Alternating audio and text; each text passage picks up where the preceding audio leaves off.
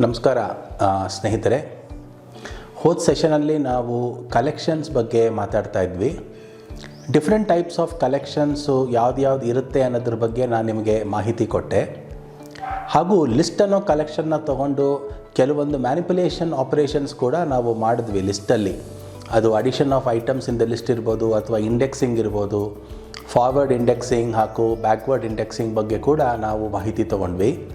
ಮತ್ತು ಲಿಸ್ಟಲ್ಲಿ ಯಾವ ರೀತಿ ನಾವು ಐಟಮ್ಸ್ನ ಎಂಡಲ್ಲಿ ಅಪೆಂಡ್ ಮಾಡ್ಬೋದು ಅನ್ನೋದ್ರ ಕೂಡ ಬಗ್ಗೆ ನಾವು ತಿಳ್ಕೊಂಡ್ವಿ. ಈ ಸೆಷನಲ್ಲೂ ಕೂಡ ನಾವು ಲಿಸ್ಟ್ ಅನ್ನೋ ಒಂದು ಚಾಪ್ಟರ್ನೇ ಕಂಟಿನ್ಯೂ ಮಾಡ್ತಾ ಇದ್ದೀನಿ. ಇನ್ನಷ್ಟು ಮಾಹಿತಿಗಳನ್ನ ನಾವು ಲಿಸ್ಟ್ ಬಗ್ಗೆ ಕಲಿಯೋಣ. ಆಮೇಲೆ ಲಿಸ್ಟಲ್ಲಿರುವಂತಹ ಇಂಪಾರ್ಟೆಂಟ್ ಮೆಥಡ್ಸ್ ಬಗ್ಗೆಯೂ ಕೂಡ ನಾವು ಕಲಿಯೋಣ. ಬನ್ನಿ ಡೈರೆಕ್ಟಾಗಿ ಇವಾಗ ಸೆಷನ್ ಹೋಗಿ ಲಿಸ್ಟ್ ಬಗ್ಗೆ ಮಾಹಿತಿನ ತಿಳ್ಕೊಳ್ಳೋಣ. ಕಲೆಕ್ಷನ್ಸ್ ಇನ್ ಪೈಥನ್ ಸೆಷನ್ ನಂಬರ್ 22. ಮೊದಲು ನಿಮಗೆ ಸೆಷನ್ ಆಬ್ಜೆಕ್ಟಿವ್ಸ್ನ ನಾನು ಹೇಳಿಬಿಡ್ತೀನಿ. ಈ ಸೆಷನ್ನಲ್ಲಿ ನಾವು ಲಿಸ್ಟನ್ನ ಯಾವ ರೀತಿ ಲೂಪ್ ಮಾಡಬೇಕು ಅಂತ ನೋಡೋಣ. ಹೋದ ಸೆಷನಲ್ಲಿ ನೀವು ಲಿಸ್ಟನ್ನ ಯಾವ ರೀತಿ ಕ್ರಿಯೇಟ್ ಮಾಡಿದ್ರಿ ಅಂತ ನೀವು ಕಲ್ತಿದ್ರಿ. ಇವಾಗ ಲೂಪ್ ಹೆಂಗೆ ಮಾಡಬೇಕು ಅಂತ ನೋಡೋಣ. ಅದಲ್ಲದೆ some of the important list methods, ಅಂದರೆ ನಾವು ಲಿಸ್ಟನ್ನ ಕ್ರಿಯೇಟ್ ಮಾಡಿದಾಗ ಅದಕ್ಕೆ ಆದಂತಹ ಒಂದು ಮೆಥಡ್ಸ್ ಅಂತ ಇರುತ್ತೆ. ಆ ಮೆಥಡ್ಸ್ನ ಯಾವ ರೀತಿ ನಾವು ಯೂಸ್ ಮಾಡಬೇಕು. ಅದು ಲಿಸ್ಟನ್ನು ಸಾರ್ಟ್ ಮಾಡ್ಬೋದು, ಅಥವಾ ಲಿಸ್ಟನ್ನು ರಿವರ್ಸ್ ಮಾಡ್ಬೋದು, ಅಥವಾ ಲಿಸ್ಟನ್ನು ಕಾಪಿ ಮಾಡ್ಬೋದು, ಅಥವಾ ಲಿಸ್ಟನ್ನು ಜಾಯಿನ್ ಮಾಡ್ಬೋದು. ಅಂದರೆ 2 ಲಿಸ್ಟ್ ಇದ್ದರೆ ಆ 2 ಲಿಸ್ಟನ್ನು ಜಾಯಿನ್ ಮಾಡಿ 3ನೇ ಲಿಸ್ಟನ್ನು ನಾನು ಔಟ್ಪುಟ್ಟಾಗಿ ನಾನು ಫಾರ್ಮ್ ಮಾಡ್ಬೋದು. ಇದೆಲ್ಲ ಮಾಡಬೇಕಾದ್ರೆ ನನಗೆ ಲಿಸ್ಟ್ ಮೆಥಡ್ಸ್ ಯೂಸ್ ಮಾಡೋದು ಹೇಗೆ ಅಂತ ಗೊತ್ತಿರಬೇಕು. ಅದನ್ನೆಲ್ಲ ನಾವು ಇವತ್ತು ಪ್ರೋಗ್ರಾಮಲ್ಲಿ ಮಾಡಿ ಪ್ರಾಕ್ಟಿಕಲಾಗಿ ಇಂಪ್ಲಿಮೆಂಟೇಷನ್ ಮಾಡೋಣ. ಪೈಥಾನ್ ಶುರು ಮಾಡೋದಕ್ಕಿಂತ ಮುಂಚೆ ನಿಮಗೆ ಹೋದ ಸೆಷನಲ್ಲಿ ನಿಮಗೊಂದು ಟಾಸ್ಕ್ ಕೊಟ್ಟಿದ್ದೆ. ನೀವು ರಿಯಲ್ ಲೈಫ್ ಸಿಚುಯೇಷನ್ನಲ್ಲಿ ನೀವು ನೋಡಿದಂತಹ ಒಂದು ಲಿಸ್ಟನ್ನು ನೀವು ಫಾರ್ಮ್ ಮಾಡಿ ಅಂತ ಕೊಟ್ಟಿದ್ದೆ. ಅದನ್ನು ನೀವು ಮಾಡಿದ್ದೀರಾ ಅಂತ ಭಾವಿಸ್ತೀನಿ. ಇವಾಗ ಅದೇ ಟಾಸ್ಕ್ ಮೇಲೆ ನಿಮಗೆ ಇವತ್ತು ಇನ್ನೊಂದು ಟಾಸ್ಕ್ ನಾನು ಕೊಡ್ತೀನಿ. ಎಂಡ್ ಆಫ್ ದಿ ಸೆಷನ್ನಲ್ಲಿ ಇನ್ನೊಂದು ಟಾಸ್ಕ್ ನಾನು ನಿಮಗೆ ಕೊಡ್ತೀನಿ. ಸೊ ಇವಾಗ ಬನ್ನಿ ಪೈಥಾನ್ಗೆ ಹೋಗ್ಬಿಟ್ಟು ಇಷ್ಟೂ ಯಾವ ರೀತಿ ಮಾಡೋದು ಅಂತ ನೋಡೋಣ. ನೋಡಿ, ಮೊದಲನೇದಾಗಿ ನಾವು ಲಿಸ್ಟನ್ನು ಯಾವ ರೀತಿ ಲೂಪ್ ಮಾಡಬೇಕು ಅಂತ ನೋಡೋಣ. ಸೊ ಲೂಪಿಂಗ್ ಹೆಂಗೆ ಮಾಡಬೇಕು ಅಂತ ನಿಮಗೆ ಆಲ್ರೆಡಿ ನಾನು ತಿಳಿಸ್ಕೊಟ್ಟಿದ್ದೀನಿ, ಫಾರ್ ಲೂಪು ಮತ್ತು ವೈಲ್ ಲೂಪು. ಇವಾಗ ನಾವು ಫಾರ್ ಲೂಪ್ನ ಲಿಸ್ಟಲ್ಲಿ ಕೂಡ ಬಳಸ್ಕೋಬೋದು. ಅದನ್ನು ಹೆಂಗೆ ಅಂತ ನಾನು ನಿಮಗೆ ತೋರಿಸ್ತೀನಿ. ಇವಾಗ ಸಿಂಪಲಾಗಿ ನಾನೊಂದು ಲಿಸ್ಟನ್ನ ಕ್ರಿಯೇಟ್ ಮಾಡ್ತೀನಿ.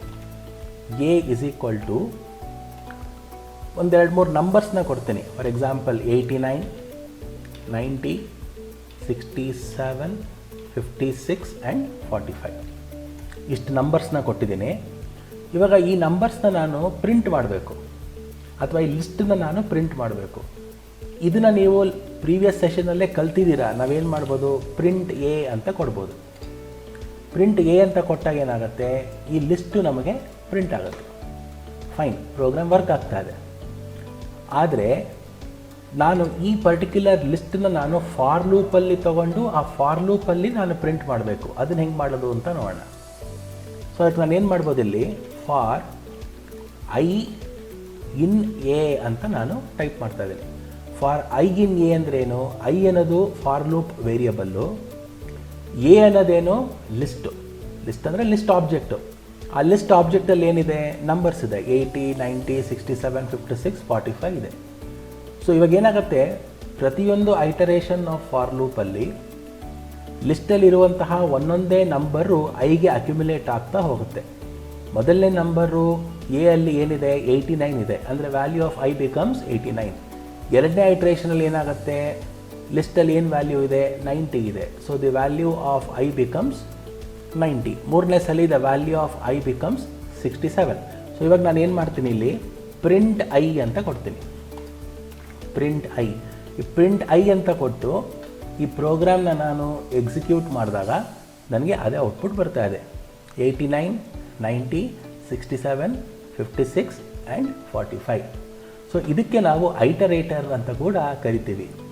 ಲಿಸ್ಟನ್ನ ನಾವು ಯಾಕೆ ಐಟರೇಟರ್ ಅಂತ ಕರಿತೀವಿ ಅಂದರೆ, ಈ ಐ ಅನ್ನೋ ವ್ಯಾಲ್ಯೂ ಇದೆಯಲ್ಲ, ಈ ಐ ಅನ್ನೋ value every time it is taking the value of A, different value of A. First time the value of I is the first value of A, that is nothing but 89. Second time the value of I is the second value of A which is nothing but 90. A is nothing but the list. So ಈ ಥರ ಏನಾಗುತ್ತೆ, I value change ಆಗ್ತಾ ಹೋಗುತ್ತೆ. So ಎಷ್ಟು items ಇದೆ ಲಿಸ್ಟಲ್ಲಿ ಅಷ್ಟು ಸಲ ನಮ್ಮ ಐಟರೇಟರ್ ವರ್ಕ್ ಆಗುತ್ತೆ, ಲೂಪ್ ವರ್ಕ್ ಆಗುತ್ತೆ. ಪ್ರಿಂಟ್ ಆಫ್ ಐ ಅಂತ ಕೊಟ್ಟಾಗ ಐ ವ್ಯಾಲ್ಯೂ ಪ್ರಿಂಟ್ ಆಗುತ್ತೆ. ಈ ಒಂದು ಸಿಂಪಲ್ ಎಕ್ಸಾಂಪಲಿಂದ ನಾವೇನು ತಿಳ್ಕೊಂಡ್ವಿ, ನಾವು ಫಾರ್ ಲೂಪ್ನ ಬರೀ ರೇಂಜ್ ಫಂಕ್ಷನಲ್ಲಿ ಉಪಯೋಗಿಸೋದಲ್ಲ, ಲಿಸ್ಟಲ್ಲಿ ಕೂಡ ಉಪಯೋಗಿಸ್ಬೋದು ಅಂತ ನಾವು ತಿಳ್ಕೊಂಡ್ವಿ. ಸರಿ, ಈ ಪ್ರೋಗ್ರಾಮ್ ಆದಮೇಲೆ ಇನ್ನು ಕೆಲವೊಂದು ಲಿಸ್ಟ್ ಮೆಥಡ್ಸು ಯಾವುದಿದೆ ಅದನ್ನು ಹೇಳ್ತೀನಿ. ಸೊ ಇವಾಗ ನಾನು ನಿಮಗೆ ಡಿಫ್ರೆಂಟ್ ಟೈಪ್ಸ್ ಆಫ್ ಲಿಸ್ಟ್ ಮೆಥಡ್ಸ್ನ ತೋರಿಸ್ಕೊಡ್ತೀನಿ. ಅದಕ್ಕಿಂತ ಮುಂಚೆ ಈ ಪರ್ಟಿಕ್ಯುಲರ್ ಪೀಸ್ ಆಫ್ ಕೋಡ್ ಏನಿದೆ, ಈ ಎ ಇಸ್ ಈಕ್ವಲ್ ಟು ಲಿಸ್ಟ್ನ ಕ್ರಿಯೇಟ್ ಮಾಡಿ ಈ ಫಾರ್ ಲೂಪ್ನ ಯೂಸ್ ಮಾಡಿರೋ ಕೋಡ್ನ ಕಮೆಂಟ್ ಮಾಡಿಬಿಡೋಣ. ನೋಡಿ, ಒಂದೇ ಸಲ ಕಮೆಂಟ್ ಮಾಡಬೇಕಾದ್ರೆ ನಿಮ್ಗೊಂದು ಶಾರ್ಟ್ಕಟ್ ಹೇಳ್ಕೊಡ್ತೀನಿ. ಇಷ್ಟು ಲೈನ್ ಆಫ್ ಕೋಡ್ ಏನಿದೆ ಇಷ್ಟು ಬ್ಲಾಕ್ ಮಾಡಿ, ಇಲ್ಲಿಂದ ಇಲ್ಲಿವರೆಗೂ ಬ್ಲಾಕ್ ಮಾಡಿ, ಕಂಟ್ರೋಲ್ ಕೀನ ಪ್ರೆಸ್ ಮಾಡಿಕೊಂಡು ಸ್ಲ್ಯಾಶ್ ಕೀನ ಪ್ರೆಸ್ ಮಾಡಿ. ಸ್ಲ್ಯಾಶ್ ಕೀನ ನೀವು ಪ್ರೆಸ್ ಮಾಡಿದ್ರೆ ಅಷ್ಟು ಲೈನ್ಸ್ ಆಫ್ ಕೋಡು ಬ್ಲಾಕ್ ಆಗಿಬಿಡುತ್ತೆ. ಬ್ಲಾಕ್ ಆಗಿ ಕಮೆಂಟ್ ಆಗುತ್ತೆ. ಹಂಗಂದರೆ ಈ ಲೈನ್ ಆಫ್ ಕೋಡು ಎಕ್ಸಿಕ್ಯೂಟ್ ಆಗಲ್ಲ ಅಂತ ಅರ್ಥ. ಸರಿ, ನಾವು ಇವಾಗ ಲಿಸ್ಟ್ ಮೆಥಡ್ಸ್ನ ನೋಡೋಣ. ಮೊದಲನೇ ಮೆಥಡು ಸಾರ್ಟ್ ಮೆಥಡ್ ಅಂತ ಅರ್ಥ. ಸಾರ್ಟಿಂಗ್ ಅಂದರೆ ನಿಮಗೆ ಗೊತ್ತು.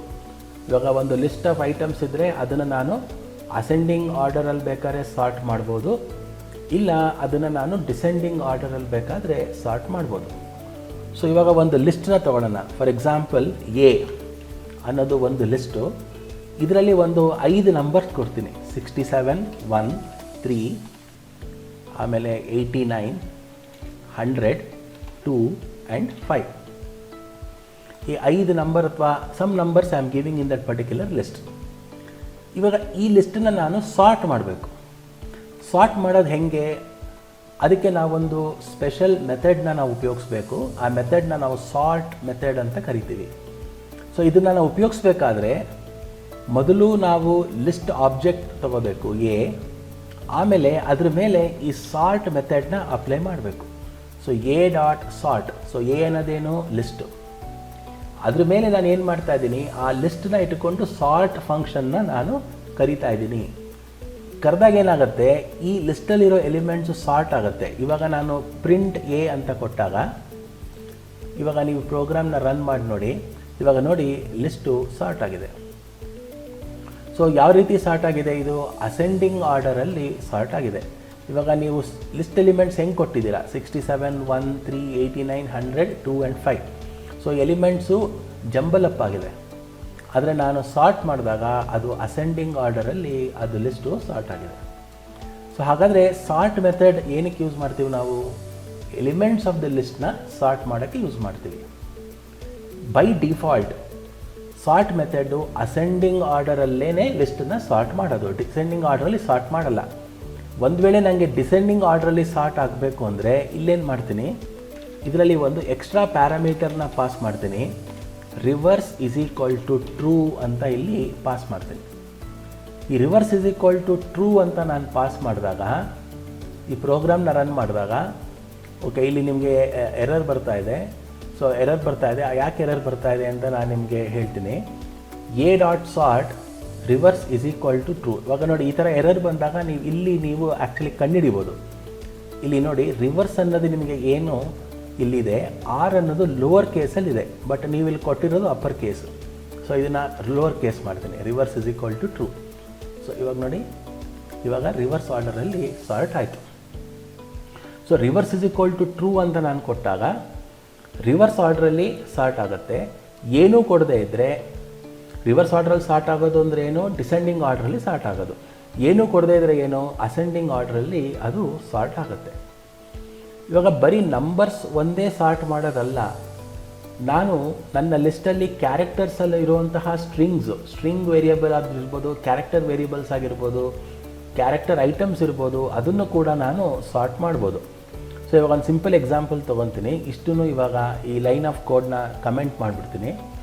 ಇವಾಗ ಇನ್ನೊಂದು ಲಿಸ್ಟನ್ನು ನಾನು ಕ್ರಿಯೇಟ್ ಮಾಡ್ತೀನಿ.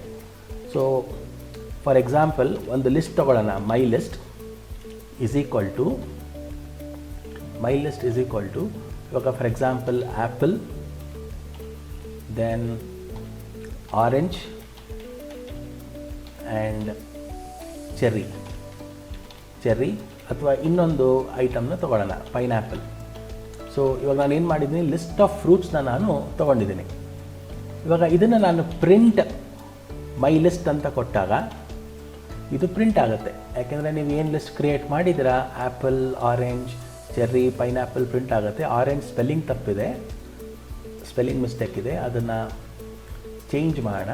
ಓಕೆ, ಇವಾಗ ಕರೆಕ್ಟಾಗಿ ಪ್ರಿಂಟ್ ಆಗ್ತಾ ಇದೆ. ಇವಾಗ ನಾನೇನು ಮಾಡ್ತೀನಿ, ಈ ಲಿಸ್ಟನ್ನ ಸಾರ್ಟ್ ಮಾಡ್ತೀನಿ. ಮೈ ಲಿಸ್ಟ್ ಡಾಟ್ ಸಾರ್ಟ್, ಮೈ ಲಿಸ್ಟ್ ಡಾಟ್ ಸಾರ್ಟ್. ಸಾರ್ಟ್ ಮಾಡಿದ್ಮೇಲೆ ಪ್ರಿಂಟ್ ಮಾಡ್ತೀನಿ, ಪ್ರಿಂಟ್ ಮೈ ಲಿಸ್ಟ್, ಪ್ರಿಂಟ್ ಮೈ ಲಿಸ್ಟ್. ಇವಾಗ ಈ ಪ್ರೋಗ್ರಾಮ್ನ ಎಕ್ಸಿಕ್ಯೂಟ್ ಮಾಡಿದಾಗ ನೋಡಿ, ನಿಮಗೆ ಸಾರ್ಟ್ ಆಗಿದೆ list. Apple, orange, cherry, pineapple. ಏನಾಗಿದೆ ಅಂದರೆ, ಲಿಸ್ಟ್ ಕ್ರಿಯೇಟ್ ಆಗಬೇಕಾದ್ರೆ ಇದು ಅಸೆಂಡಿಂಗ್ ಆರ್ಡ್ರಲ್ಲೇ ಕ್ರಿಯೇಟ್ ಆಗಿದೆ. ಆದ್ದರಿಂದ ನಿಮಗೆ ಸಾರ್ಟೆಡ್ ಲಿಸ್ಟು ಇದೇ ಆರ್ಡ್ರಲ್ಲಿ ಕೊಡ್ತಾ ಇದೆ. ಸೊ ಇಲ್ಲಿ ಸಾರ್ಟ್ ಮಾಡೋ ಅವಶ್ಯಕತೆಯೇ ಇಲ್ಲ. ಒಂದು ವೇಳೆ ನಾನು ಬೇರೆ ಯಾವುದೋ ಒಂದು ಹೊಸ ಒಂದು ಫ್ರೂಟ್ನ ಇಂಟ್ರಡ್ಯೂಸ್ ಮಾಡಿದೆ, ಫಾರ್ ಎಕ್ಸಾಂಪಲ್ ಗ್ರೇಪ್ಸ್, ಈ ಲಿಸ್ಟಲ್ಲಿ ಗ್ರೇಪ್ಸ್ ಅಂತ ಇಂಟ್ರಡ್ಯೂಸ್ ಮಾಡಿದೆ. ಇವಾಗ ಈ ಪ್ರೋಗ್ರಾಮ್ನ ರನ್ ಮಾಡೋಣ. ನೋಡಿ apple, orange, cherry, pineapple, grapes. ಆದರೆ ಸಾರ್ಟ್ ಮಾಡಿದಾಗ apple, cherry, grapes, orange, pineapple ಅಂತ ಬಂತು. ಇದು ಯಾಕೆಂದರೆ ABCDEFG, ಜಿ ಆದಮೇಲೆ HIJK LMNOP. ಸೊ ಇದರಿಂದ ಸಾರ್ಟ್ ಆಗಿದೆ. ನಾವು ಇದನ್ನೇ ನಾನು ರಿವರ್ಸ್ ಆರ್ಡ್ರಲ್ಲಿ ಸಾರ್ಟ್ ಮಾಡಬೇಕು. ರಿವರ್ಸ್ ಆರ್ಡ್ರಲ್ಲಿ ಸಾರ್ಟ್ ಮಾಡಬೇಕಂದ್ರೆ ಏನು ಮಾಡಬೇಕಿಲ್ಲಿ, reverse is equal to true ಅಂತ ಕೊಡ್ತೀನಿ. Reverse is equal to true ಅಂತ ಕೊಟ್ಟಾಗ ಇವಾಗ ಇದು ಡಿಸೆಂಡಿಂಗ್ ಆರ್ಡ್ರಲ್ಲಿ ನಮಗೆ ಸಾರ್ಟ್ ಆಗುತ್ತೆ. ನೋಡಿ, pineapple, orange, grapes, cherry, apple. So ಇದು ಇವಾಗ ಡಿಸೆಂಡಿಂಗ್ ಆರ್ಡ್ರಲ್ಲಿ ಇದು ಸಾರ್ಟ್ ಆಗ್ತಾ ಇದೆ.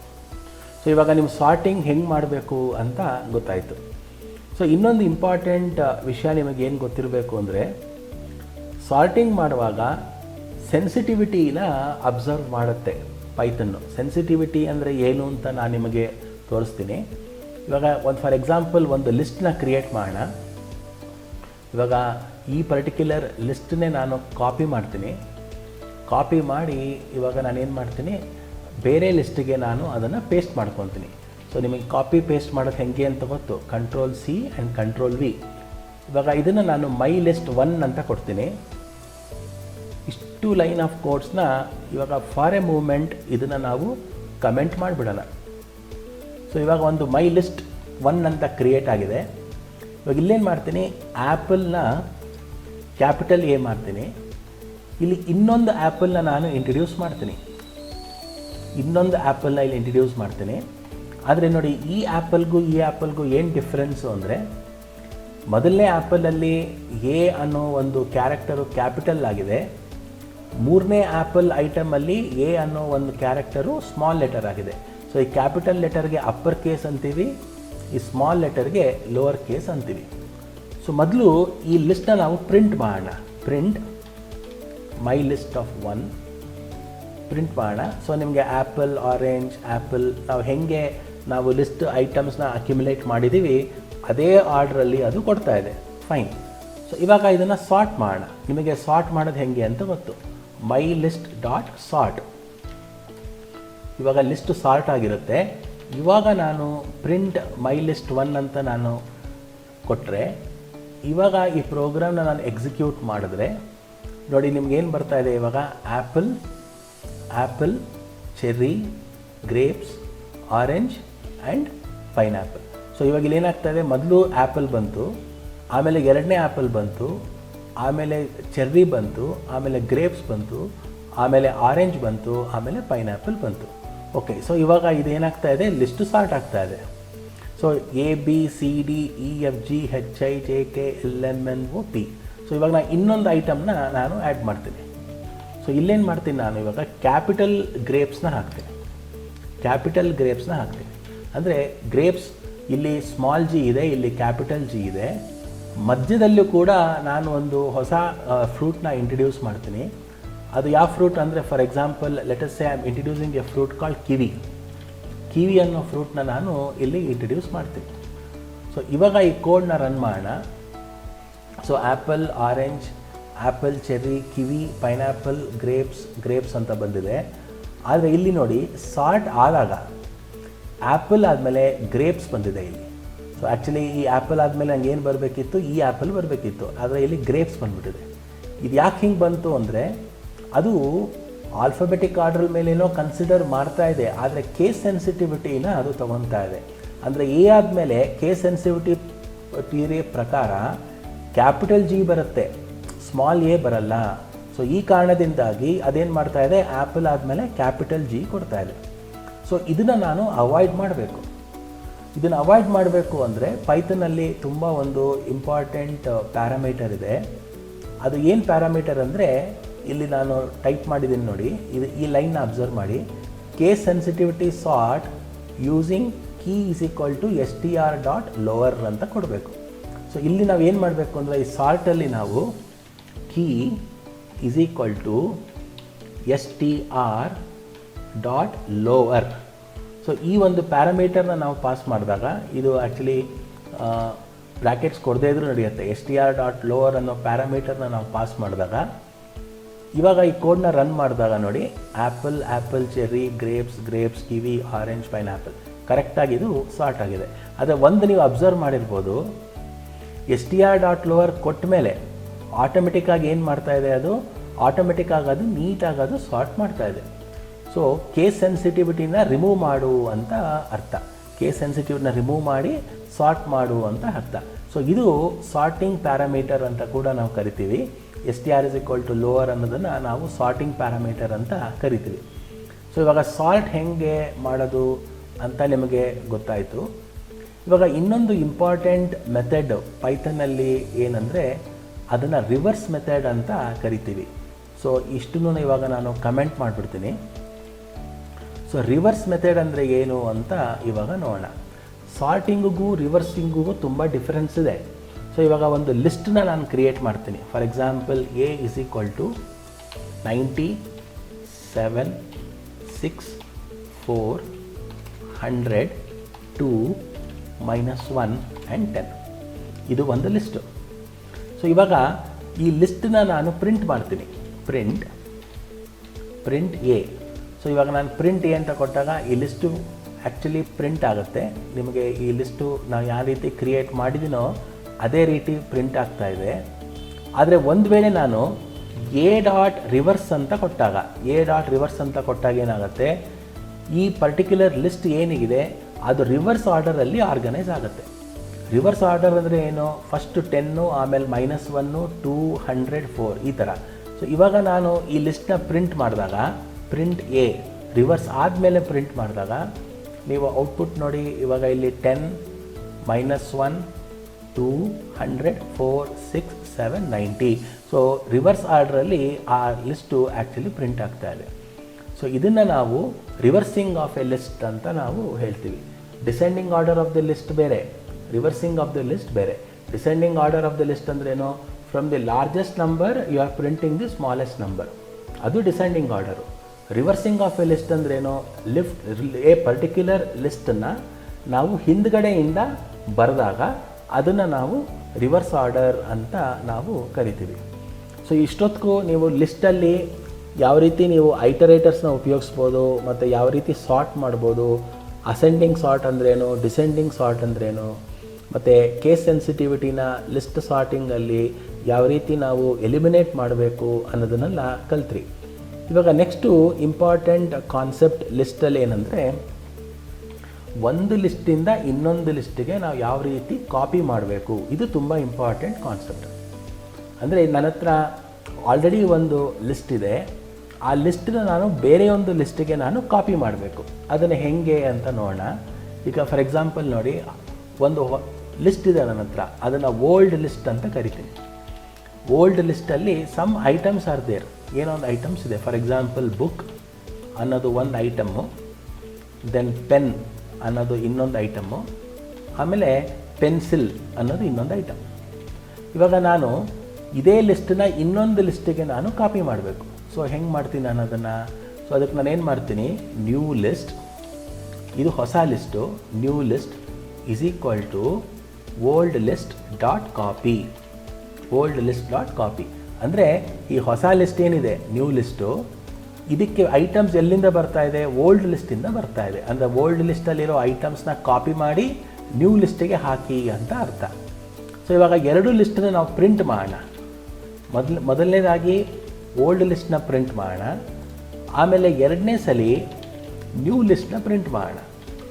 ಸೊ ಇವಾಗ ಈ ಪ್ರೋಗ್ರಾಮ್ನ ರನ್ ಮಾಡ್ತೀನಿ. ನೋಡಿ, ಬುಕ್ ಪೆನ್ ಪೆನ್ಸಿಲ್ ಇದು output of the old list.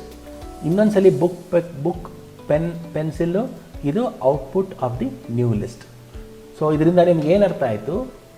ಹೊಸ ಲಿಸ್ಟನ್ನು ನಾನು ಹಳೆ ಲಿಸ್ಟಿಂದ ಕ್ರಿಯೇಟ್ ಮಾಡ್ಬೋದು ಅನ್ನೋದು ನಿಮಗೆ ಗೊತ್ತಾಯಿತು. ಸೊ ಕಾಪಿ ಅನ್ನೋದು ಕೂಡ ಒಂದು ಇಂಪಾರ್ಟೆಂಟ್ ಲಿಸ್ಟ್ ಫಂಕ್ಷನ್ನೇ. ಸೊ ಇವೆಲ್ಲ ಆ್ಯಕ್ಚುಲಿ ಈ ಫಂಕ್ಷನ್ಸ್ ಎಲ್ಲ ನೀವು ಡೇಟಾ ಸೈನ್ಸಲ್ಲಿ ತುಂಬ ಉಪಯೋಗಿಸ್ತೀರ. ಲಿಸ್ಟನ್ನು ಸಾರ್ಟ್ ಮಾಡೋದು, ಕಾಪಿ ಮಾಡೋದು, ಆಮೇಲೆ ಲಿಸ್ಟನ್ನು ಸರ್ಚ್ ಮಾಡೋದು, ಐಟರೇಟ್ ಮಾಡೋದು, ಇವೆಲ್ಲ ಆ್ಯಕ್ಚುಲಿ ನೀವು ಡೇಟಾ ಸೈನ್ಸ್ ಪ್ರಾಜೆಕ್ಟ್ಸಲ್ಲಿ ತುಂಬಾ ಉಪಯೋಗಿಸ್ತೀರ. ಅದಕ್ಕೆ ಅಷ್ಟೊಂದು ಮಾಹಿತಿಗಳು ನಾನು ಕೊಡ್ತಾ ಇದ್ದೀನಿ. ಇನ್ನು ನೆಕ್ಸ್ಟು ಲಿಸ್ಟನ್ನು ಯಾವ ರೀತಿ ನಾನು ಜಾಯಿನ್ ಮಾಡ್ಬೋದು ಅಂತ ಇವಾಗ ನಾವು ತಿಳ್ಕೊಳ್ಳೋಣ. ನೋಡಿ, ಕಾಪಿಂಗ್ ಮಾಡೋದಕ್ಕೂ ಜಾಯಿನ್ ಮಾಡೋದಕ್ಕೂ ತುಂಬ ಡಿಫ್ರೆನ್ಸ್ ಇದೆ. ಇವಾಗ ನೆಕ್ಸ್ಟ್ ನಾನು ನಿಮಗೆ ಎರಡು ಲಿಸ್ಟನ್ನು ಯಾವ ರೀತಿ ಜಾಯಿನ್ ಮಾಡ್ಬೋದು ಅಂತ ನಾನು ನಿಮಗೆ ತೋರಿಸ್ತೀನಿ. ಇವಾಗ ಎರಡು ಲಿಸ್ಟನ್ನು ನಾನು ಕ್ರಿಯೇಟ್ ಮಾಡ್ತೀನಿ. ಫಾರ್ ಎಕ್ಸಾಂಪಲ್ ಲಿಸ್ಟ್ ಎ ಅಂತ ತಗೊಳ್ಳೋಣ. ಲಿಸ್ಟ್ ಎ ಅಲ್ಲಿ ಲಿಸ್ಟ್ ಆಫ್ 4 ವೀಲರ್ಸ್ನ ನಾನು ಕ್ರಿಯೇಟ್ ಮಾಡ್ತೀನಿ. ಯಾವ್ದ್ಯಾವ್ದು 4 ವೀಲರ್ಸ್ ಇದೆ? ಕಾರ್, ಆಮೇಲೆ ಬಸ್, ಆಮೇಲೆ ವ್ಯಾನ್,